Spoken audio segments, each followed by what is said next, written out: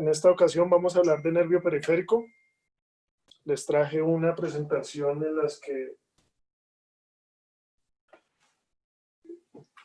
en la que les voy a hablar un poco de historia, los aspectos relevantes, un poco de los aspectos más importantes cuando uno va a estudiar nervio periférico, las generalidades que uno debe tener en cuenta, y la anatomía microscópica intrafascicular, que es muy importante en el momento de hacer cirugía de nervio periférico. Y ya por último les voy a hablar plejo por plejo. Sin embargo, no les voy a hablar nervio por nervio porque me prolongaría mucho, entonces vamos a enfocarnos más que todo en la anatomía de los plejos y hacer esa correlación de la anatomía con la presentación clínica, algunas lesiones, cómo evaluarlo, así como también diagnósticos paraclínicos y hacer la correlación con la cirugía. Entonces, con la historia yo les quería traer, empezando con Hipócrates. Pues Hipócrates fue el primero que hizo las primeras escrituras sobre esos nervios periféricos en el siglo IV a.C. Y él fue el que hizo esa diferenciación entre los nervios y los tendones. Ya después le siguió Galeno, que hizo la descripción de cómo reparar esos nervios periféricos. Y él también hizo bastantes aportes en los detalles de la anatomía de la médula espinal hasta los nervios digitales. Sin embargo, él creía que una vez que los nervios eran seccionados, no se regeneraban. Y vamos a ver que esto fue refutado muchísimos años más tarde.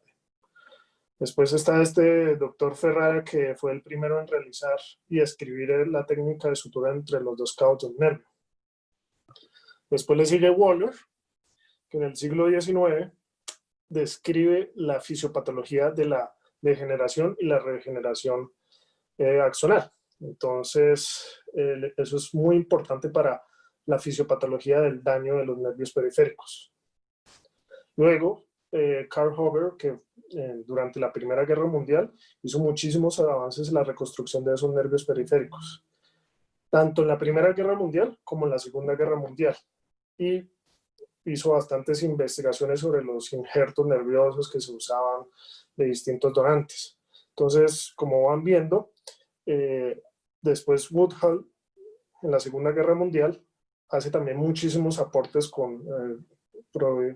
proveyendo esta base de datos de lesiones del nervio periférico. Y como lo que les quería mostrar aquí era cómo esas guerras mundiales nos dieron muchísimo campo para explorar la cirugía de nervio periférico.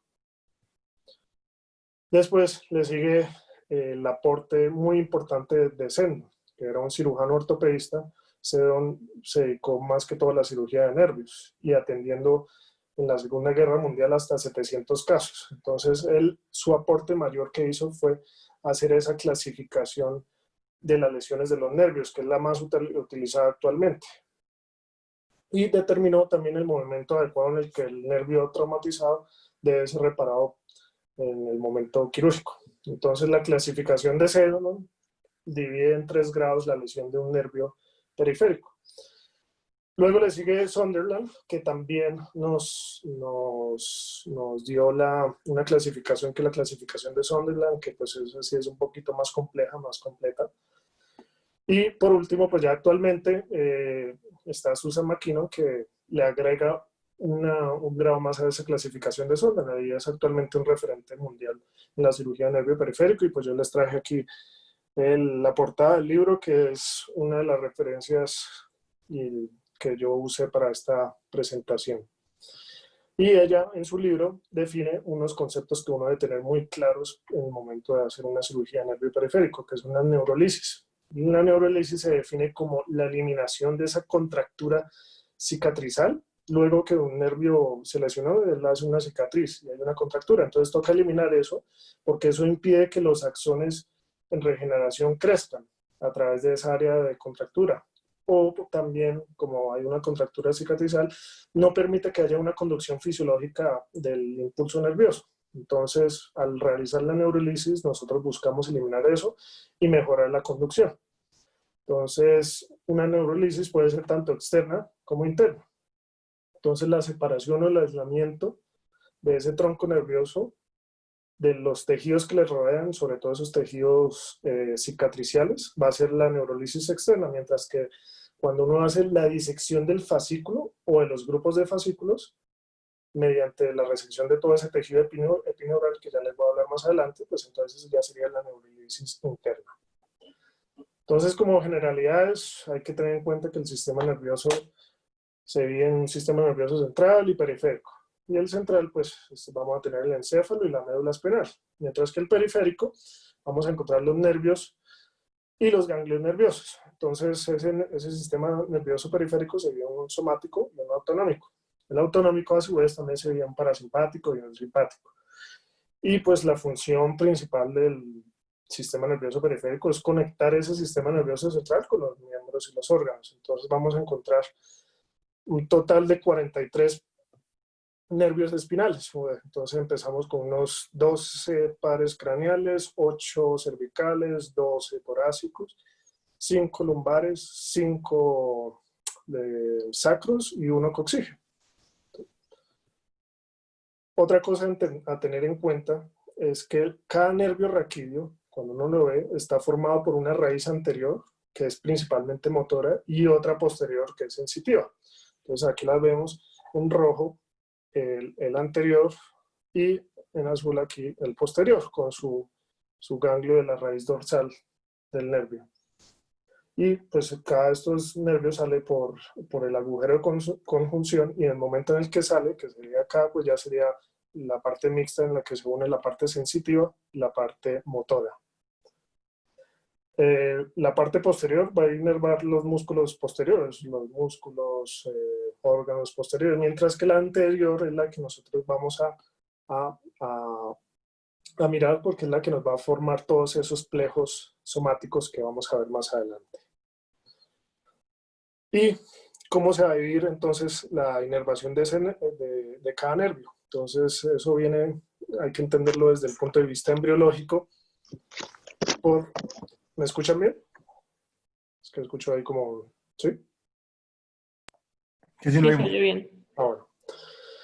Entonces, desde la embriología, cada somita se divide en un dermatoma, que me va a inervar la piel, y un miotoma, que va a inervar los músculos. Entonces, teniendo eso en cuenta, uno al momento de hacer la valoración tiene que tener esto en mente para poder evaluar cada uno de los dermatomas inervados por la raíz espinal a su nivel de la médula espinal. Tanto como el miotoma, que pues va a ser diferente al dermatoma, su distribución. Y cómo uno evalúa la parte motora, pues con la escala de Daniels, con todos los ítems de la evaluación motora que conocemos, y la parte sensitiva por la propiocepción, pues lo dividimos entonces en una sensibilidad superficial, una profunda y una cortical, pero entonces aquí vamos a ver entonces la presión, la vibración, la sensibilidad térmica, la discriminación de 2 puntos y la esterognosia y la grafestesia. Hay otro que es el signo de Tinel, que uno podría llegar a evaluarlo si uno quiere buscar una lesión del nervio, que lo que uno busca es que hayan parestesias en la distribución del nervio, hacer una percusión. Entonces, teniendo todos esos conceptos generales, vamos a iniciar con la anatomía microscópica. Y empezamos por tener en cuenta que los nervios están constituidos por 2 tipos de tejidos. Uno, que son fibras nerviosas, que pues van a ser el tejido neuronal, que va a ser el que va a conducir el impulso nervioso, y otro que va a ser el tejido conectivo de sostén y de protección. Y pues ahí también vamos a encontrar la irrigación de los vasos en ese tejido conectivo, de los nervios. Entonces, tanto los nervios motores como los sensitivos van a contener unas fibras mielinizadas y no mielinizadas. Las mielinizadas, que lo vemos aquí a la izquierda, los vemos como varios axones rodeados de una sola capa, una sola célula de Schwann, mientras que las mielinizadas es un solo axón, y este solo axón tiene una célula de Schwann. Entonces esa es la diferencia entre el uno y el otro. Y vamos a encontrar que en la porción axónica amielínica, que sería acá, vamos a encontrar el nódulo de Ranvier, que es el que nos va a permitir que la presencia de unos canales de sodio que van a permitir esa propagación del impulso nervioso. Ahora los tipos de fibras que vamos a encontrar en los nervios se dividen en unas fibras tipo A, tipo B y tipo C. En las tipo A vamos a encontrar alfa, beta, gamma y delta. Y cada una de estas va a ser importante porque cada una de estas va a llevar una información ya sea motora o sensitiva, como se los muestro acá. Y cada una de estas con una velocidad. La velocidad va a ser relevante al momento de hacer el diagnóstico con electromiografía o con la prueba que es para la respuesta galvánica de la piel. Y también va a ser importante clínicamente porque estas fibras van a ser las que nos van sobre todo las sensitivas, son las que nos van a llevar a hacer el dolor referido y los tipos de dolores que va a presentar el paciente. Entonces, continuando con el tejido conectivo, vamos a ver que el nervio está constituido de afuera hacia adentro en un mesoneuro, que es la capa más externa de un tejido laxo que permite el deslizamiento del nervio con el movimiento muscular. Luego de ese mesoneuro vamos a encontrar más interior el epineuro externo, que ese es el que va a rodear cada uno de los fascículos, cada uno de los fascículos que se agrupan para formar solo un nervio. Y luego sí el epineuro interno que va a rodear a los fascículos. Por último, entonces vamos a tener el perineuro y el endoneuro. ¿Y por qué les menciono esto? Porque esto va a ser muy importante de reconocerlos para hacer una neurolisis correcta. Y una neurolisis correcta interna, uno debería solamente incidir el epineuro, mientras uno evita una descripción del perineuro. Entonces, es muy importante tener estos conceptos en cuenta al momento de hacer esa neurolisis. Pero también hacer la neurorrafia, porque uno puede hacer una neurorrafia, como lo muestra acá, desde una rafia epineural o perineural.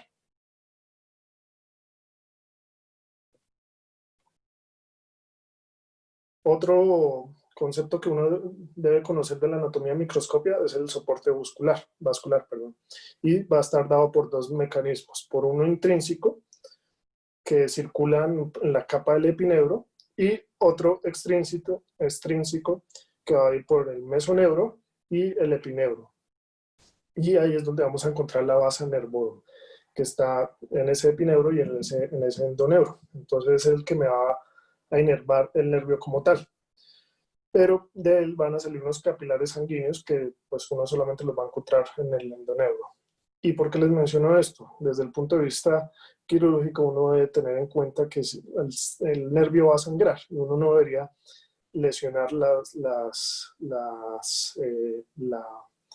esa red vascular intrafascicular, y eso es muy difícil. Entonces, uno no debería electrocoagularlos y pues preferiblemente conservar esa irrigación, porque si no, entonces al momento de hacer la neurolisis y la neurorrafia no vamos a conseguir ningún beneficio del procedimiento quirúrgico. Ahora en la anatomía intrafascicular vamos a ver que cada nervio periférico tiene una anatomía intrafascicular específica. Y esto va a estar dividido en una monofascicular, oligofascicular y polifascicular. Eso dependiendo de cuántos fascículos tengan en cada nervio. Y pues estos pueden ser de tipo sensitivo o motores. Esto va a ser importante de nuevo en el momento de hacer la neurolisis, porque cuando uno busca liberar esos fascículos individuales dentro del nervio, toca hacerlos de manera organizada. Y esto se puede uno hacerlo con una disección microscópica, conociendo esa anatomía. Y una alternativa también es hacer una disección con solución salina, con una solución salina tibia, así como cuando nosotros lo hacemos con los schwannomas vestibulares. Y aquí es donde lo que yo les mencionaba, cómo va a ser específico de cada nervio, porque cada nervio cuando va iniciando va a tener una red muy compleja de fascículos que se van ramificando y entremezclando, y eso va a ser muy complejo hacer el momento de la neurolisis. Y vamos viendo que a medida que se va yendo hacia distal, esos ramos se van volviendo más simples, se van enredando menos, esos fascículos. Entonces aquí les traje un ejemplo de eso. Vemos el nervio cubital, y podemos ver cómo en el tercio medio del antebrazo el nervio cubital va a tener un componente medial que va a ser motor, y el otro lateral que va a ser sensitivo, como se lo muestra acá. Entonces el lateral va a dar, el lateral va a dar una rama que es puramente sensitiva dorsal, y esa va a ser la organización que vamos a ver dentro del nervio a medida que se va yendo hacia distal, cómo se va organizando. Ahora sí, empecemos con la anatomía macroscópica. Aquí les voy a recordar el hecho de que cada uno de esos plejos de que yo les voy a hablar está formado por las ramas anteriores de los nervios espinales, porque hay otros que son los plejos del sistema nervioso autónomo, que yo no les voy a hablar en este momento. Me voy a enfocar en los plejos somáticos. Entonces, empecemos con el plejo cervical. El plejo cervical pues comprende una serie de asas que se anastomosan y provienen de esas ramas ventrales de los nervios que van desde C1 hasta C4. Y hay unos pacientes, hay personas que pueden llegar a presentar unos casos que se originan hasta más abajo, pero son variaciones anatómicas que toca tenerlas en cuenta, pero no son muy frecuentes. Y va a estar localizado anatómicamente detrás del músculo esternocleidomastoideo, donde está estrechamente correlacionado con el nervio accesorio espinal, que es el 11º par, y con el nervio hipogloso. Entonces vamos viéndolo aquí, esas relaciones que tienen en el cuello. Vamos a encontrarlo muy profundo, tanto en la parte del triángulo anterior como en la parte del triángulo posterior. Profundo en ese músculo esternocleidomastoideo. Y frente a los músculos escaleno medio y el elevador de la escápula. Entonces ese plejo cervical se va a dividir en uno superficial, el cual es completamente sensitivo, y se va a distribuir por toda la piel del cuello, parte de la cabeza y una porción del tórax. Entonces, si recordamos que en la cabeza, por ejemplo, el ángulo de la mandíbula no está inervado por el trigémino, sino más bien por este plejo cervical. Y el profundo es motor, a excepción del nervio frénico, que tiene un componente sensitivo, y vamos a ver que este va a ser el nervio más importante que va a dar este plejo somático. Entonces empezamos hablando con el plejo superficial, cervical superficial. Entonces vamos a ver que cada nervio espinal tiene una rama descendente y ascendente, conectándose con los niveles adyacentes, formando así las asas. Entonces vamos a ver que la primera asa es el atlas, el axis, que se va a conectar con C2 y C3, y ese 3 a C4 va a ser el tercer asa del plejo cervical superficial. De aquí van a salir los ramos importantes de este plejo cervical superficial, que como les dije, son sensitivos. Y el primer ramo tiene una orientación horizontal, que va a ser este. Por eso es que este se va a llamar el nervio transverso del cuello, y va a distribuir, como lo vemos acá, por toda la piel supra e infrahioidea, inervando todo ese triángulo anterior del cuello. Entonces toda esta parte del cuello va a estar inervada por ese nervio transverso cervical del cuello. Y vamos a ver que va a tener unas ramificaciones, y la ramificación superior va a unirse con el séptimo par, que es el que va a terminar también inervando el platisma. Bueno, esa es la primera rama que vamos a ver, que es de orientación horizontal. Las otras dos son ramas ascendentes, que son estas. Entonces la auricular mayor y la occipital menor. Esta es la menor, que también se le llama mastoidea. Y esa va a irrigar me va a inervar parte del ángulo de la mandíbula que les mencionaba y el pabellón auricular. Perdón. Entonces, el otro es el nervio occipital menor, que se va a salir de C2, que lo vamos a ver aquí. Acá. Nervio occipital mayor, que eso va a provenir más que todo de las ramas posteriores. Y el nervio occipital menor. Luego vamos a encontrar los nervios supraclaviculares, que son las dos ramas descendentes que vemos acá, que nacen de esa tercera asa del plejo cervical. Y estos se derivan de esas ramas espinales de C3 y C4 y van a suministrar la inervación sensitiva de la piel justo por encima y por debajo de la clavícula. Y importante tener en cuenta el punto de salida de todos estos nervios en el cuello va a ser por detrás del músculo esternocleidomastoideo. Y como vamos a referenciar este punto es por una línea entre la mastoides y el tubérculo de Chassaignac, que es el tubérculo carotídeo que vamos a encontrar a nivel de la vértebra S6. Y este es un punto muy importante porque aquí es donde donde los anestesiólogos usan como referencia para hacer esas anestesias regionales del plejo cervical supraclavicular y también para el momento de hacer el electrodiagnóstico tanto como el plejo cervical y también del plejo braquial.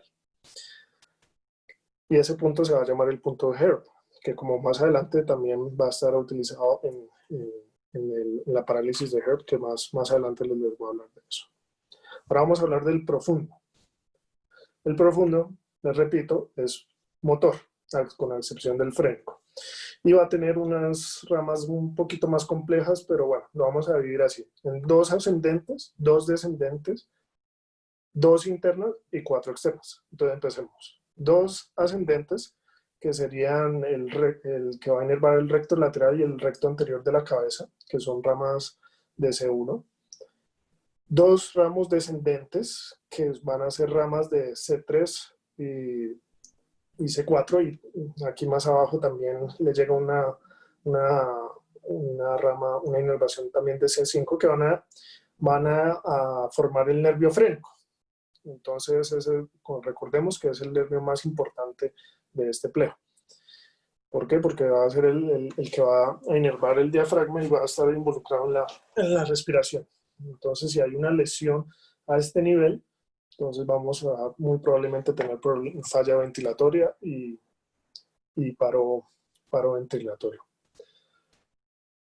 El más importante que va a estar inervado, el nervio frénico, va a ser el nivel C4, es el que más información recibe.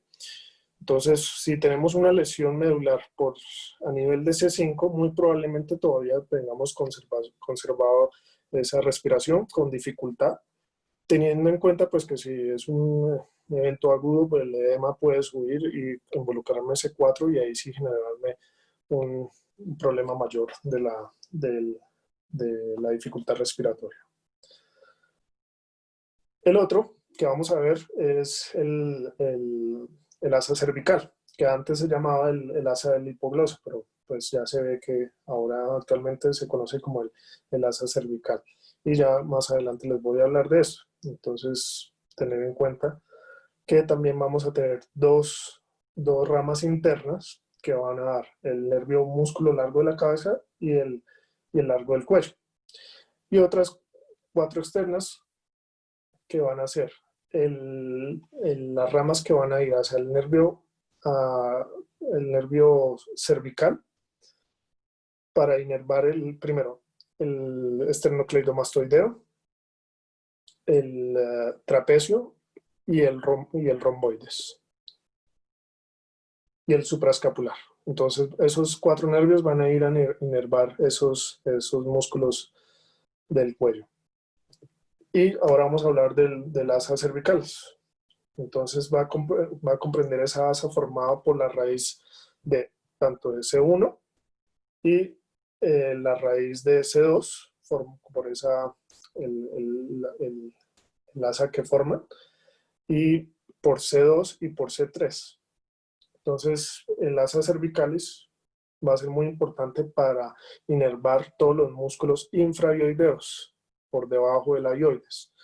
¿Y cuáles van a ser? Entonces, el esternoioideo, el homoioideo, esternotiroideo y el genoioideo. Importante aquí, perdón, este es el genoioideo. Importante aquí que, que este plejo no va a inervar el tiroideo. Entonces, eso es pregunta de ronda, que cuál va a ser el único músculo infraioideo que no inerva ese plejo, esa asa cervical, es el tiroideo, porque ese va a estar inervado directamente por el hipogloso, acá. ¿Y cuáles son las funciones de estos músculos? Es la flexión. Entonces, por lo tanto, si tenemos una lesión en esta asa cervical, vamos a tener una incapacidad para hacer una flexión de la cabeza. Bueno, eso era el plejo cervical. Ahora empezamos con el plejo braquial. Y vamos a ver que esto, pues, como ya sabemos, es un plejo de nervios somáticos formados por las ramas anteriores de C5 hasta C8. Y vamos a tener también una pequeña información proveniente de T1. Existen otras variaciones aquí también. Hay unos que nacen desde hasta arriba, desde C4, y hay otros que nacen que van hasta T2. Entonces esas variaciones se llaman, este es prefijado y posfijado. Un plejo braquial posfijado y un prefijado. Son algunas de las variaciones anatómicas que uno se puede encontrar. Y este plejo se origina en el cuello y tiene unas ramificaciones que ya les voy a mostrar. Pasa lateralmente e inferiormente por la primera costilla y entra a la axila para terminar inervando el miembro superior. Pues entonces, las partes del nervio superior, todo, desde el hombro, el brazo, el antebrazo hasta la mano. Y aquí es donde les hablaba entonces de esas divisiones que va a ir dando, que pues también van a ser llamados troncos, que va a ser dividido entonces unos troncos primarios y unos troncos secundarios, o uno lo podría decir entonces desde las raíces, luego los troncos, luego las divisiones, luego los fascículos y luego sí los nervios terminales. Entonces, una mnemotecnia útil para recordar cómo es la división de todos y la conexión entre cada uno de estos nervios, entonces es mirar las últimas letras del abecedario. Entonces vamos a ver la Y, vamos a tener dos Ys en el sentido hacia las raíces, entonces la superior y la inferior, y una Y que va a ir hacia externo, hacia lateral. Luego una X y una Z, que va a ser las conexiones que vamos a ver entre esos troncos que les mostré. Y por último, una W, que va a ser los nervios terminales. Entonces eso me pareció muy útil para recordarlo. Y vamos a desmenuzar poco a poco entonces cómo es la composición de este plejo braquial. Primero vamos a encontrar los troncos superiores. Como les dije, entonces recordarlo, la forma de Y, superior e inferior. Luego, entonces, entre C5 y C6 van a formar el tronco superior, y C7 es asocial y este va a estar solito y este va a formar el tronco medio. C8 y T1 van a formar el tronco inferior. Entonces ya después, entre el tronco superior y el tronco medio, van a formar el fascículo lateral. ¿Y por qué se llama fascículo lateral? Aquí se me olvidó mencionarles que es el fascículo, las posiciones del fascículo son con relación a la arteria axilar. Entonces, este va a ser el fascículo lateral, que es formado entre el tronco superior y el tronco medial. Luego, el fascículo posterior, que va a estar formado por todos los troncos. Y por último, el fascículo medial. Entonces, aquí vamos a ver que el fascículo lateral entonces va a estar compuesto por C5 a C7, el fascículo posterior por todas las raíces y el fascículo medial por solo C8 y T1. Ahora vamos a ver las ramas colaterales, los nervios colaterales que van dando cada uno de las porciones de este plejo braquial. Entonces, de las raíces vamos a encontrar dos, el dorsal de la escápula y el torácico largo, que los tenemos acá en C5 y en C6. Luego de los troncos van a salir dos también. Del tronco superior va a salir el supraescapular y el subclavio. Luego ya del fascículo lateral va a salir el pectoral lateral. Y el fascículo posterior va a salir entonces unas ramas colaterales que van a ser el subescapular superior e inferior y el toracodorsal. Y el fascículo medial va a servir solo uno, que va a ser para el pectoral medial. ¿Y cuáles van a ser entonces las ramas terminales que vamos a encontrar en el plejo braquial? Son estas: el músculo cutáneo, el mediano, el axilar, perdón, el radial, el cubital y el medial. ¿Cómo uno entonces los va a evaluar? Va a evaluar tanto la parte motora, por cada uno de los músculos que va inervando, y una parte sensitiva. Entonces aquí Netter nos lo resume muy fácil, más fácil que mirar nervio por nervio qué es lo que va inervando. Pero entonces ten en cuenta que C5 vamos a ver entonces a evaluar el hombro, el deltoides. C6 el bíceps. C7 el tríceps y C8 el interóseo. Y cada uno con sus reflejos. Ahora vamos a hablar un poco más de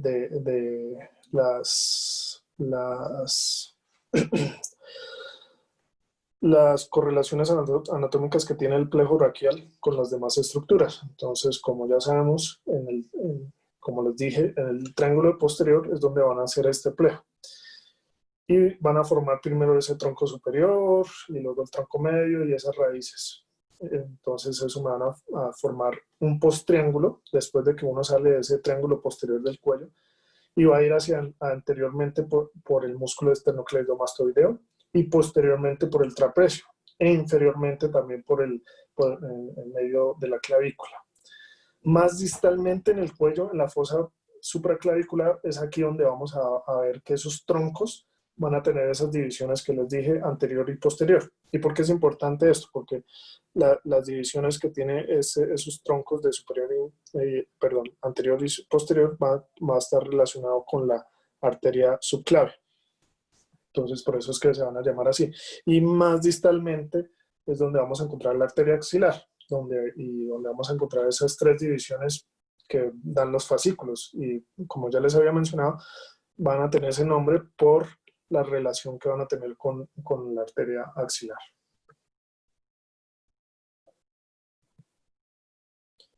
Otra cosa importante a tener en cuenta es que en el momento en el que el plejo sale del cuello hacia el tórax, va a estar dado por un triángulo que es el triángulo del escaleno. Y este triángulo va a contener entonces esos plejos del plejo braquial y también la arteria subclavia que está por detrás del plejo. Entonces vamos a ver que ese triángulo estaba por el escaleno anterior, el medio y la primera costilla. Entonces, esta es una referencia anatómica muy importante a tener en cuenta, porque en el caso de que haya una hipertrofia o una contractura de estos músculos puede generar una compresión de lo que va pasando entre este triángulo, que ya sabemos que es el plejo y la arteria.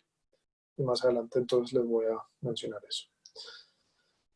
Y en la axila, entonces vamos a ver que ya una vez que pasa por el tórax y por la región infraclavicular, vamos a ver que ese plejo va a dar entonces ahí en ese momento ya las ramas terminales del plejo y los nervios periféricos de este. Y a lo largo de su curso, que es más aproximadamente unos 15 centímetros, van a dar los componentes principales que son las ramas terminales. Entonces, ¿cómo vamos a ver una exposición quirúrgica suprainfraclavicular con esas relaciones que les estuve mencionando? Entonces, aquí tenemos la clavícula y cómo lo vamos a ver las divisiones que se van dando desde antes de llegar al tórax. Y les voy a mostrar entonces aquí en un espécimen cadavérico cómo sería esa exposición, empezando por una exposición supraclavicular.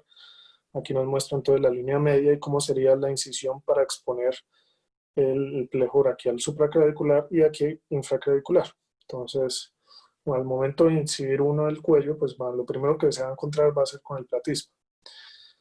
Una vez retraído el platisma, nos encontramos con el homoioideo. Y el homoioideo, aquí lo vemos en la primera imagen que lo cortaron y lo dividieron en sus dos dientes. Y lo ponen en los dos extremos. Y vamos a ver una almohadilla de grasa aquí al fondo, en la cual vamos a encontrar el músculo escaleno anterior con su nervio frénico expuesto en esa superficie del músculo escaleno. Y para encontrar entonces la raíz del nervio espinal de C5, vamos a irnos hacia el superior. Y ahí es donde vamos a encontrar el nervio de C5. Entonces, teniendo en cuenta que este es el frénico, si vamos hacia el superior, entonces nos vamos a encontrar con la raíz de C5. Y aquí, entonces, vamos a ver que para encontrar el nervio C6, lo vamos a encontrar profundo y ligeramente inferior al nervio espinal de C5. Entonces aquí tenemos C5 y más profundo, inferior, vamos a encontrar a C6. Luego, por debajo, pues entonces vamos a encontrar el nervio espinal de C7 que va a formar de una vez entonces el tronco medio que les estaba mencionando. Y aquí vemos ya el tronco superior. Aquí más abajo, entonces, ya teniendo reparado C7, si nos vamos más abajo y más profundo, vamos a encontrarse la raíz de C8 y T1 formando ese tronco inferior. Y en esta imagen podemos ver cómo la relación de la arteria subclavia con respecto a los troncos ya formados después de las raíces de esos nervios. Ahora vamos a ver entonces cómo sería una exposición quirúrgica infraclavicular. Entonces, recordemos, aquí es la clavícula y por debajo, entonces, ¿qué vamos a encontrar? Lo primero que nos vamos a encontrar va a ser el músculo del pectoral y el deltoides. Y va a haber un surco entre ese músculo, que este sería el surco. Y si abrimos ese surco, entonces nos vamos a encontrar con el pectoral menor. Entonces aquí, ya en esta imagen lo tenemos dividido y vamos a ver la vena axilar ya visible. Entonces, una vez retraído y esas estructuras, vamos a encontrar ya las divisiones del plejo braquial y los fascículos de este con relación a la arteria axilar. Entonces, clínicamente, ¿cómo podemos evaluar una lesión del plejo braquial? La más común que vamos a encontrarnos es la parálisis de Herb. La parálisis de Herb-Duchenne, que sería completa. Y esta va a ser la más común y pues va a ser una lesión superior que va a afectar los músculos que están inervados por C5, C6 y representa el 90% de todas las lesiones. Entonces, el mecanismo de lesión es por una tracción hacia abajo del hombro y esto es muy frecuente en los deportes. ¿Y cómo lo vamos a hablar? Entonces vamos a ver, por ejemplo, en este caso de un paciente pediátrico, una respuesta de Moro asimétrica que nos puede indicar, puede ser las primeras signos que podamos encontrar si hay una lesión del plejo. Y vamos a ver también que la extremidad superior va a tomar esa posición que en la literatura lo llaman como waiter's tip, que es como la traducción sería que la propina del mesero. ¿Por qué? Y porque el hombro se va a abducir y va a girar internamente y el codo se extiende y el antebrazo se prona. Entonces, con la mano en flexión, y eso es lo que nos va a dar esa forma característica de la parálisis de Herb. La otra sería la parálisis de Levin, que esta ya sería una parálisis por lesión del plejo braquial inferior. Y típicamente está dada por unas lesiones por tracción del plejo, que involucran, son las raíces inferiores, que son C8 y T11, que van a formar, recordemos, el tronco inferior. Y con frecuencia lo vemos en los accidentes de motos, o a mí yo hace un par de meses en la cardioinfantil me encontré con un caso de estos, que la señora se cayó de la bicicleta, cayó de costado con el brazo extendido y generó esta lesión. Entonces, ¿qué es lo que vamos a encontrar? Vamos a encontrar que como solamente está involucrado C8 y T11, vamos a encontrar que el nervio cubital está bien. Y la característica cardinal es que hay una deformidad de la mano en garra, asociada con la pérdida sensorial de la distribución cubital de esa mano y el antebrazo. Y también podemos encontrar un síndrome de Horner, que pues ya sería por dado el caso que se dañen las fibras simpáticas destinadas a ese ganglio cervical superior, que provenientes de la primera raíz torácica. Y lo llamativo es que aquí los reflejos van a estar todos conservados, tanto el tríceps como el bíceps y el brachio radial.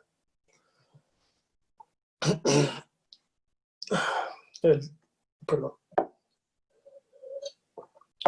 Otra cosa es a tener en cuenta es el triángulo del escaleno que les había mencionado, y cómo si vamos a tener una lesión ya sea por tracción o por hipertrofia de estos músculos, entonces va a haber un atrapamiento del plejo braquial y de la arteria subclavia. Entonces, ¿cómo lo vamos a evaluar? Con la maniobra de Addson, en la cual vamos a ver que con esta maniobra lo que buscamos es aumentar el atrapamiento del plejo y la arteria subclavia. Vamos a ver cómo es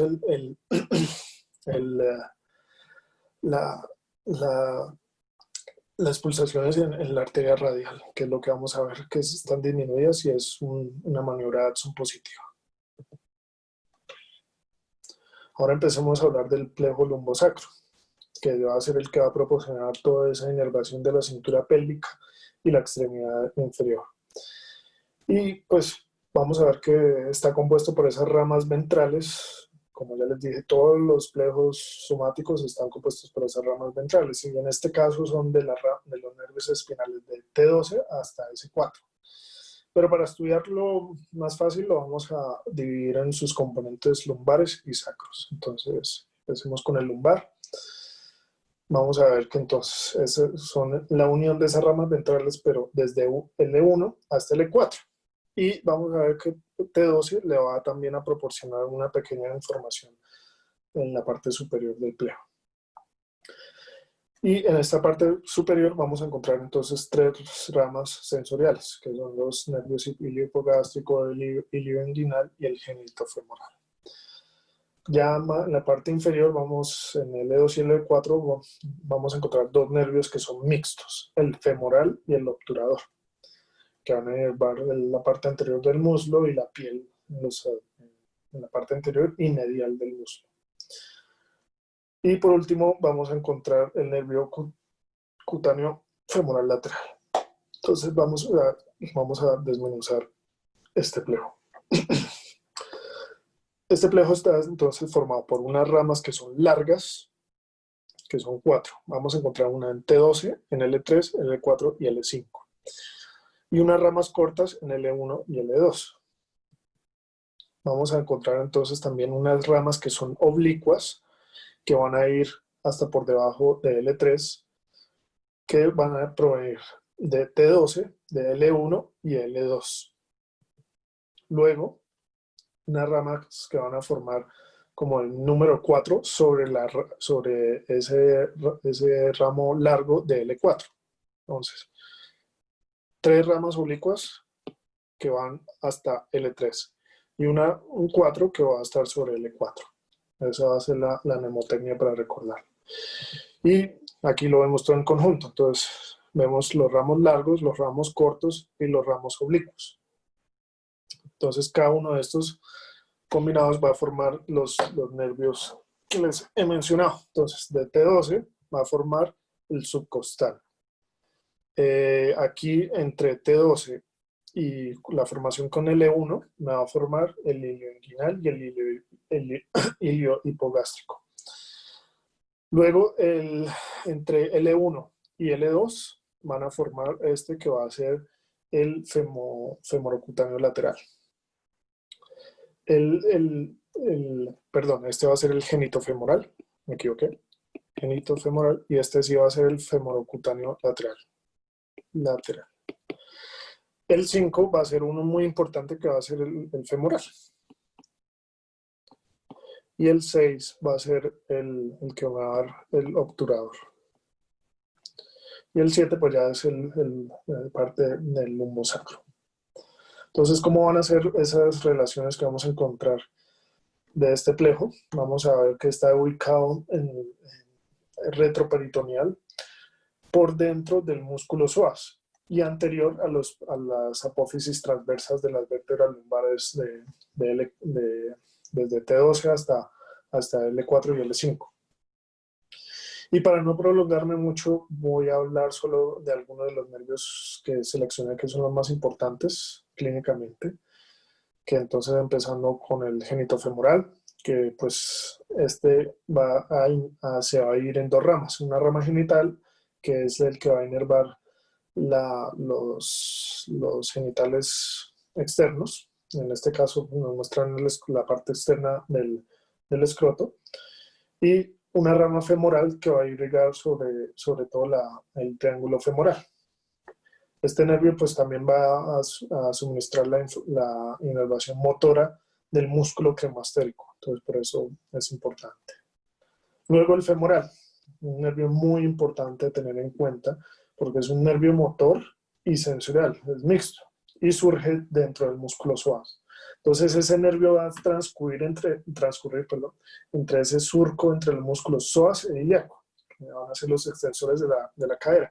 Y mientras va pasando por ahí, va a dar unas ramas que van a inervar esos músculos. Entonces, la primera cosa a tener en cuenta del nervio femoral es que van a ayudarme a hacer la flexión de la cadera.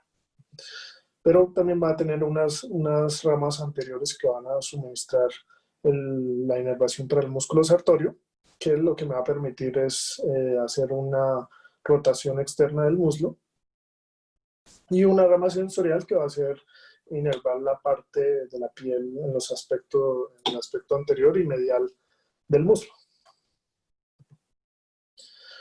Lo otro sería entonces el lateral, el femorolateral cutáneo, que es un nervio puramente sensorial. Y este va a ser importante porque va a ir dentro del músculo psoas, pasa por detrás del ligamento linguinal y va a descender hacia el muslo. Y va a suministrar esa parte lateral del muslo. Entonces, ¿por qué es importante? Porque este es el que me va a causar la meralgia parestésica, la cual nos podemos encontrar muy frecuentemente en la práctica clínica, ya sea por una lesión a nivel del inguinal, del ligamento inguinal. El otro va a ser el obturador. Entonces, este también va a ser un nervio mixto y va a surgir dentro del psoas también, y va a pasar, este sí, a diferencia del resto, por el canal del obturador y va a ascender hacia el muslo en su parte medial. Entonces, lo que va a hacer es va a inervar los músculos aductores del muslo. Entonces, va a irrigar también una parte de la piel, que sobre todo en esa parte medial. Entonces, es el que me va a ayudar a hacer la aducción de las piernas. Importante reconocer todos estos nervios. ¿Por qué? Porque vamos a ver cómo es su relación en su aspecto lateral.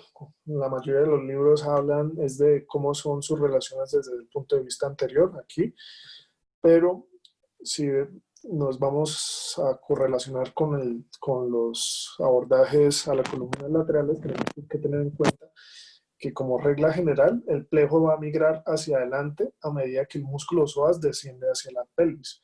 Entonces va a ir hacia adelante a medida que baja. Y esto va a ser importante, ¿por qué? Porque pues, cuando el momento de hacer un abordaje lateral a la columna, como en el caso de un abordaje transpsoas para poner una caja, un sleeve, entonces uno podría llegar a encontrarse parte de estos nervios. No solamente encontrárselos directamente y poder accidentalmente electrocoagularlos, sino que al momento de poner la retracción, entonces también puede haber una neuropraxia posoperatoria. Entonces es importante tener eso en cuenta. ¿Y uno cómo lo puede evitar? Está descrito entonces unas áreas seguras, el área segura que sería el área 3, y unas áreas que no son seguras en las cuales uno se puede encontrar con las ramas del plejo lumbar. Y el sitio donde más riesgo hay de daño es a nivel de L5 y L4, que aquí es donde uno se encuentra en relación con el hilio inguinal, el hilio hipogástrico y el genitofemoral. Y aquí un resumen entonces de cuáles son las inervaciones de cada uno de estos ramas del plejo lumbar, tanto cutáneas como motoras, y las complicaciones asociadas a la lesión de estos, y cómo sería el tratamiento. Entonces esto tenerlo en cuenta en el momento, si desafortunadamente después de un abordaje lateral nos llegamos a tener una complicación. Entonces vamos a ver entonces cómo va a ser la exposición quirúrgica de este plejo lumbar de un abordaje posterolateral, que va a ser muy relevante también, repito, en los abordajes de columna, tenerlo en cuenta. Y entonces en este cadáver lo tenemos en una posición 3/4, aquí a la izquierda. Vamos a hacer la incisión paramedial, y ¿qué es lo que nos vamos a encontrar? Vamos a encontrar, lo primero que nos encontramos va a ser la fascia dorsolumbar. Una vez abrimos esa fascia dorsolumbar, aquí lo tienen retraída, nos vamos a encontrar entonces con el músculo erector de la columna y el cuadrado lumbar. Y va a haber entonces un espacio entre ellos dos, que va a ser este. Y por ese espacio es el que nos vamos a meter, como lo vemos aquí en la imagen de la derecha. Ese va a ser nuestro plano de disección. Perdón. Entonces ahí ya vamos a ver las apófisis transversas, tanto de L3 como de L2. Y el músculo psoas se ve por delante de esas apófisis transversas. Entonces ahí es donde vamos a encontrar el nervio cutáneo femoral, que puede ser visible en esa grasa circundante dirigiéndose como hacia lateral e inferior, que sería acá, lateral e inferior, con relación las apófisis transversas. Una vez quitamos las apófisis transversas, podemos observar muy bien entonces el músculo psoas por debajo de esas apófisis.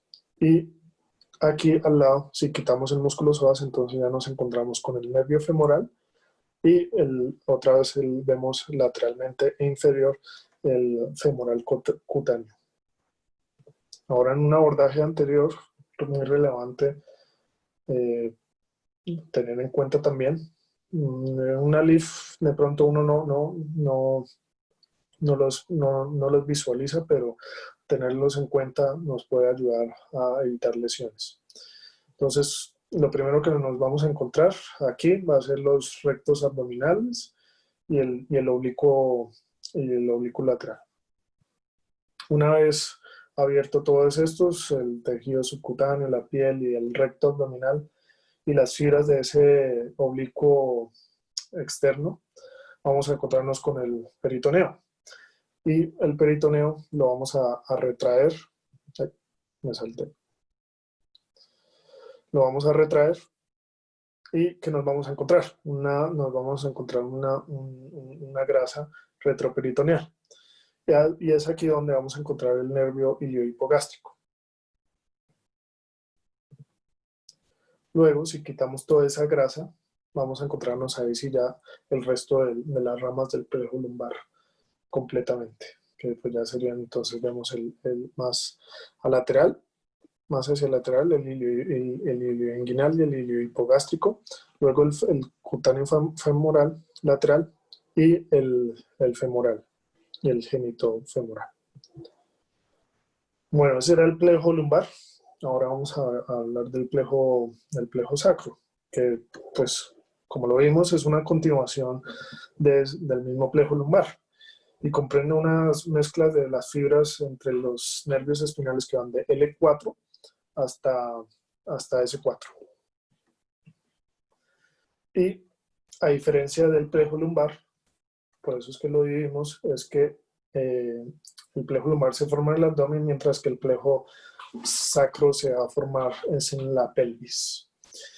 Y este plejo va a producir 4 nervios. Entonces, uno nervio que es puramente motor, que es los glúteos, uno cutáneo femoral posterior, que es puramente sensorial, un nervio mixto que va a ser el pudendo, y otro que va a ser mixto, que va a ser muy importante, que va a ser el ciático. Entonces vamos a ver cómo es la formación de este plejo y las ramas. Entonces las ramas principales que incluyen los nervios glúteos superiores van a prevenir de L4 y S1.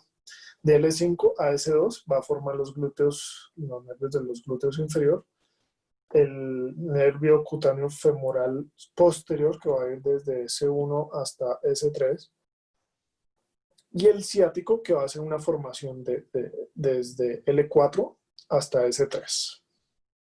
Y va a tener pues una división tibial y una peroneal. Y por último, el nervio pudendo, que va a ser desde S2 hasta S4. Entonces ya les voy a resumir aquí en este esquema que les hice, con el cual vemos que lo rojo sería anterior y lo verde que sería posterior, las ramas posteriores. Entonces, vamos a ver que las ramas posteriores de L4, L5, S1 y S2 se van a formar todas, se van a juntar, perdón, se van a anastomosar y van a formar el peroneo común. ¿Listo? Ahora, las raíces posteriores de S3 y S4 se van a unir ellas dos solitas y van a formar el pudendo. Ahora vamos a ver las anteriores, las ramas anteriores. Las de L4 hasta S2 van a formar el nervio tibial, que el nervio tibial se va a unir con el peroneo y me van a formar el ciático. Entonces el ciático va a estar formado desde L4 hasta S2, tanto por unas ramas anteriores, por unas ramas posteriores, unidas por el peroneo y el tibial. Ahora vamos a ver las ramas colaterales que nos van a dar. Entonces, de los ramos posteriores de L4 hasta S1, nos van a dar el glúteo superior que yo les había mencionado. Y de L5 a S1, hasta S2, va a ser el glúteo inferior.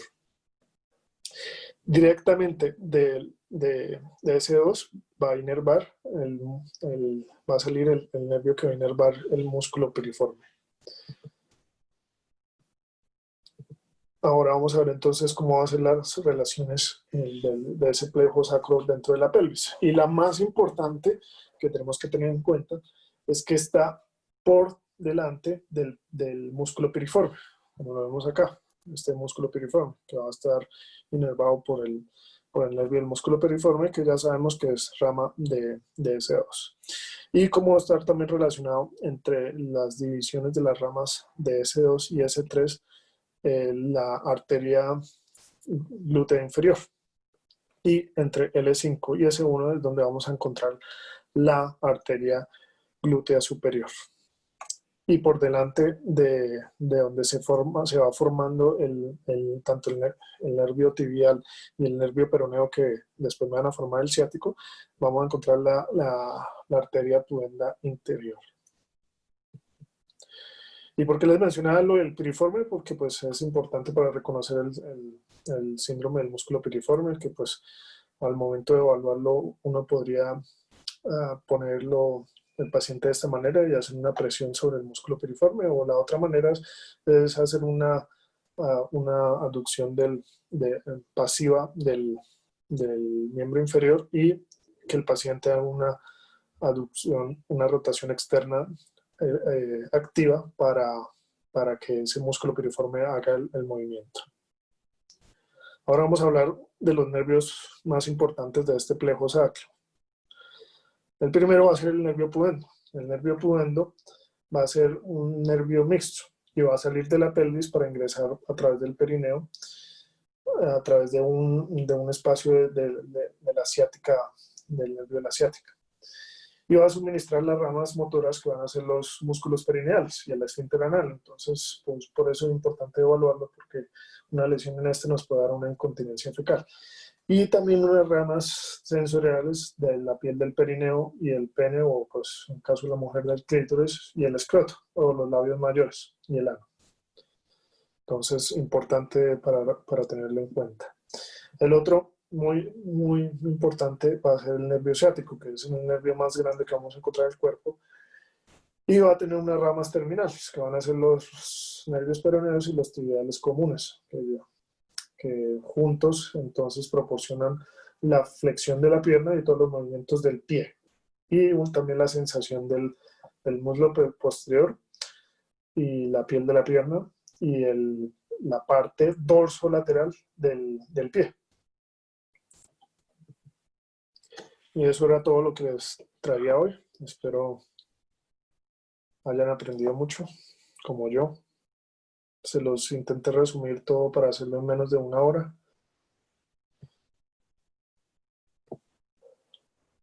Y correlacionarlo, lo más importante que era correlacionarlo con la parte clínica y la parte quirúrgica.